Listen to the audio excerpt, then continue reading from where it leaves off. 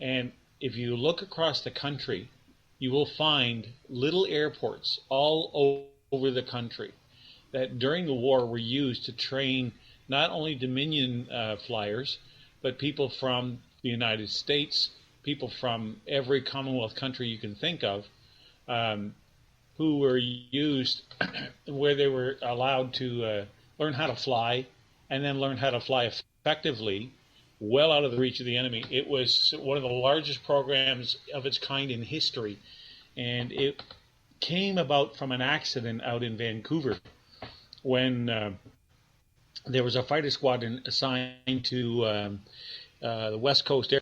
They were flying an old biplane-style fighter. I won't get into too deep into the weeds on this, but when they switched to a more modern fighter, the squadron commander pushed the throttle forward the way he would in the biplane, and the thing cartwheeled sideways and slammed into about 4 planes, and he realized he had to have come up with a way to train pilots so they wouldn't kill themselves in training because of the increased performance of these new aircraft, and that was the birth of the BCTAP. And it trained bombers, fighters, navigators, air gunners, radiomen, engineers, you name it. Anything to do with flying was taught here in Canada first. So by the time they got to the theater of operations in Europe, they had at least some idea. Nothing can replace combat experience, but at least they had some idea of what it took to navigate under. And you're quite right about the ocean, by the way, but imagine being in an airplane trying to take astral navigation through a little plexiglass hole in the roof and guide yourself, 1,000 miles to a little pinprick on a map. That's not easy, and a lot of guys died trying because they just got lost and ran out of fuel. So there was a lot of risk all the way around. But I think that you're also quite right to point out, or I think both of us are to remember the people who did it as civilians. And there's another group, the Air Ferry Service, which flew brand new airplanes from factories in North America over to England. They were stripped down. They're flying gas tanks, no weapons. A lot of times they were women because the guys were off flying and fighting, right. And they would land them in dispersal areas, and then other women pilots would take them and fly them to the different squadrons as replacement aircraft. And some women would fly everything from Spitfires all the way to Mosquitoes, and in some cases Lancasters and Sterlings, and all the different weapons, aerial weapons of war that were required to beat back the tyranny on the continent. So I think that when you look at it from a societal point of view, it really was a whole war, and total war.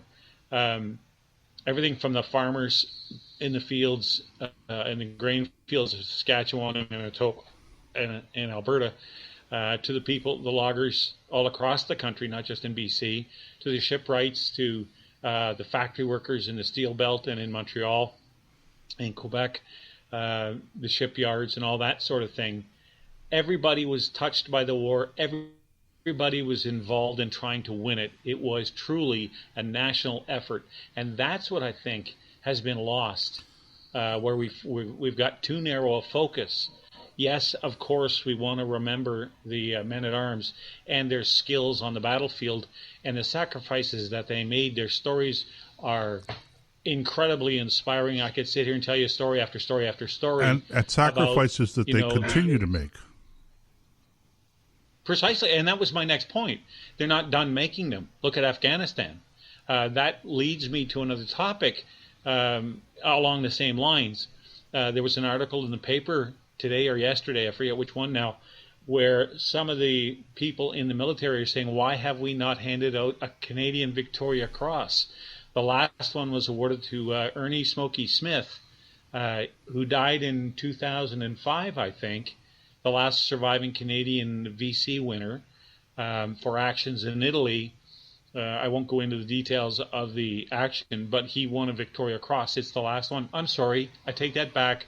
He was the last surviving one, but the last one handed out went to Hampton Gray, who was killed when his F-4U Corsair was shot down while he was in the process of sinking a Japanese destroyer flown from he flew off a British aircraft carrier, and right near the end of the war, he was prosecuting an attack, was shot down and killed, but he sank the destroyer and was awarded the VC for his actions. That was the last one handed out.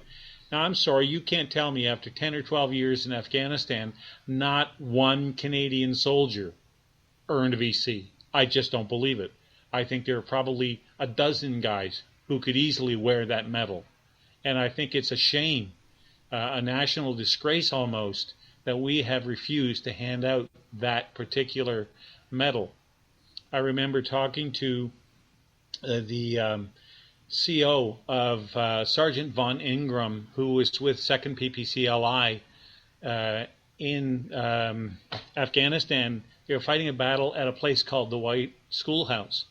And while his buddy had been mortally wounded, and he was also severely injured, and rather than look to his own injuries, he took his battle dressing off and used it on his comrade in arms. I forget the rank and the name, but and it cost him his life.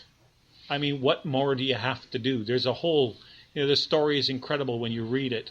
What more do you have to do to win a VC? Another guy, whose name I forget now, sat on top of an LAV. Now, for those of you who have never seen an LAV, to sit on top of one puts you about 10 or 12 feet up in the air.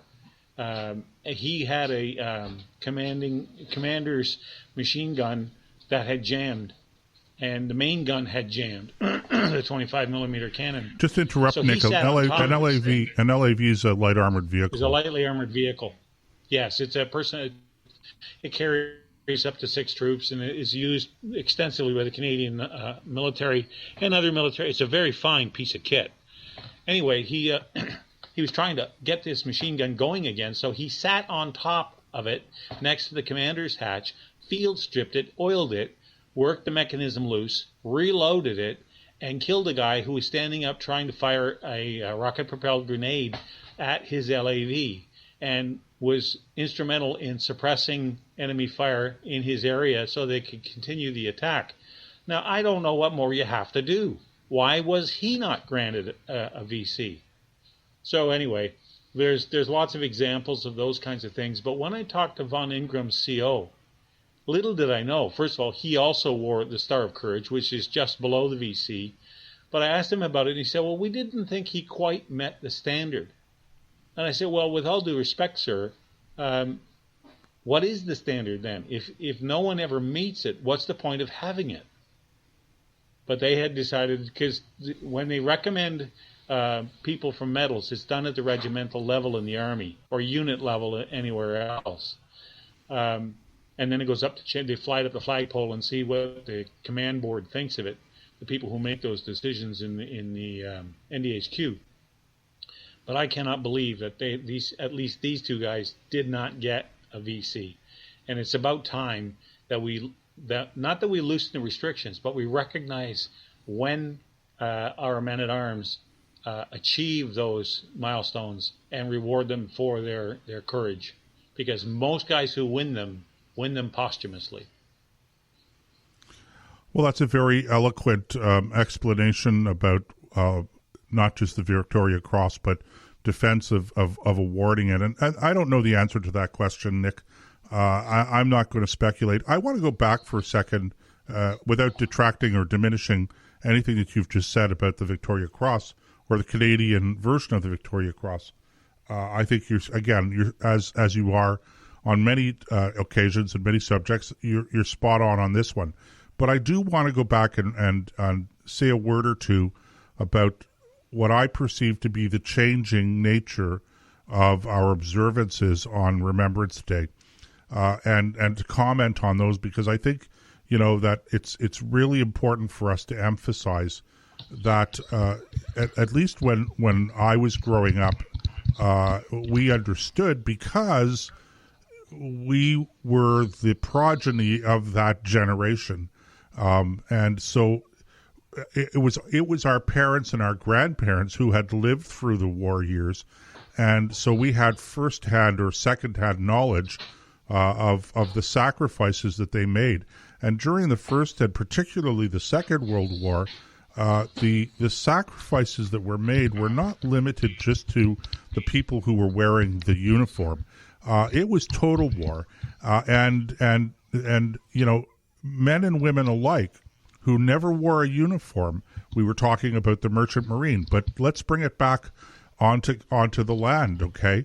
And let's talk about not just the training of military personnel in the air training program that you referred to, Nick, but the working in the factories, the building of those airplanes, the building of the manufacture of munitions and weapons, the idea of simply clothing our men and women overseas in uniform and fighting in the air and fighting on the seas, and food, and not just supplying these things to the military across that were in combat, but also food, providing food to civilians in Great Britain that was standing alone as the mother country against the National Socialist the Germans and the Italians, and while they were doing this, I mean, literally starving. They would not have survived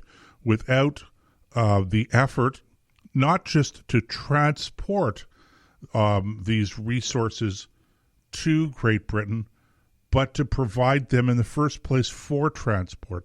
And what we've done, I think, over the course of the last number of years is we've become, understandably, very fixated on the men and women who are in uniform today, who are in combat, who are making those sacrifices today, and their families. And I'm certainly not diminishing those things in the least, but it's insofar as warfare has become in the Canadian, and I would argue in the British and the American and the French experience over the past few decades, it's become something that is almost isolated from society at large. In other words, you know, you get into a combat situation or a situation where it requires the deployment of your military. You deploy the military. These people fight. In some cases, they die. Their families make the ultimate sacrifice, as do they. And we recognize that. We recognize that quite rightly on Remembrance Day. But we don't, as a population, as a society, we don't make the kinds of sacrifices that were necessary during those bleak years during the Second World War. And so I regret that we seem to have lost that. I understand, I think, why we've veered away from that, because we don't experience that anymore. And the people who did experience it are slowly dying out. But I think it's an important factor to dwell on for a moment and to remember as well. So I'm glad that you brought it up, Nick. I'm glad that we had a chance to discuss it a little bit as well, because I think it's a very important aspect of remembrance. And I think I've pretty much exhausted that topic. We could go on and on and on, but the truth is we're coming to the bottom of the hour now. So I think what we'll do, Dick, is we're going to have to take a break. So let's do that. And up ahead, we're going to be talking a little bit about the U.S. election, and because, you know, how could you not talk about the U.S. election and the whole idea of voter fraud, etc. So that's in part two. We'll be back in a few minutes here on the Nick and Joe Show on ThinkRadio.ca.